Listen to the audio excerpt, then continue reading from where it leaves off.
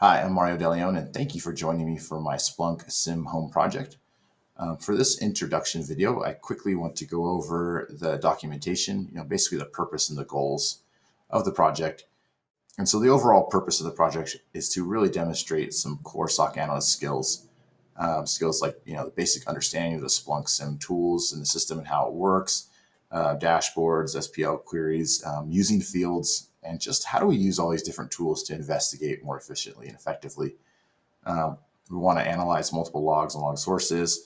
And the three areas that I really wanted to highlight, the three skills, would be the ability to identify and confirm indicators of compromise using multiple log sources. So that's something that I didn't really do quite as well as I wanted to in my last project.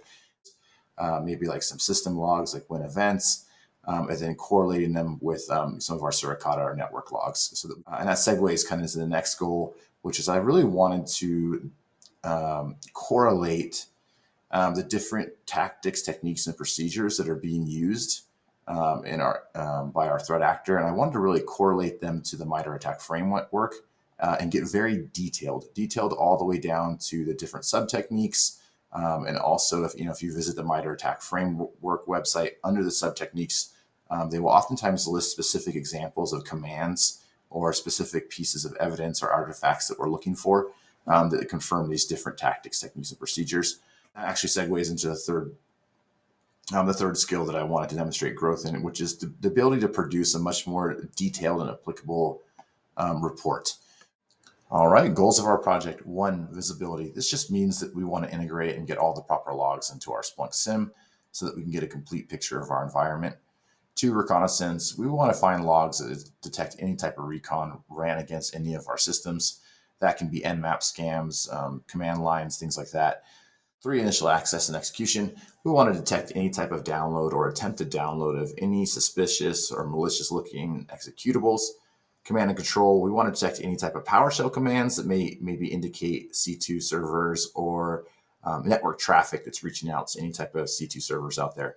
Persistence. In our case, this will be detecting a password spray or any type of successful login of credentials or creation of new accounts. 6, lateral movement. We want to detect any type of failed or successful SSH logins or brute force attacks. 7, reporting. We want to generate a very detailed report full of IOCs and artifacts in all of our SPL searches. And then 8, dashboards. This was just kind of an extra one I added on at the end. Just want to see if I can create any type of basic Splunk dashboards and then use them to increase the efficiency and effectiveness of our investigation. All right, environment description. It's basically the same exact environment that I had set up last time, except where I kind of trimmed it down a little bit. We have 3 VMs that are simulating host. We have a VM that's simulating our web server. And then this time we have a Kali surface that's attacking. And then our Splunk server is also set up in our environment as well. And at the very end, the last videos I'll have is me going over these incident reports. And for the reports this time, I used the Splunk's template from their Art of Investigation training. It looks like this.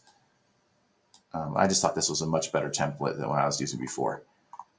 Thanks so much for joining me, and stay on the lookout for some more videos coming out.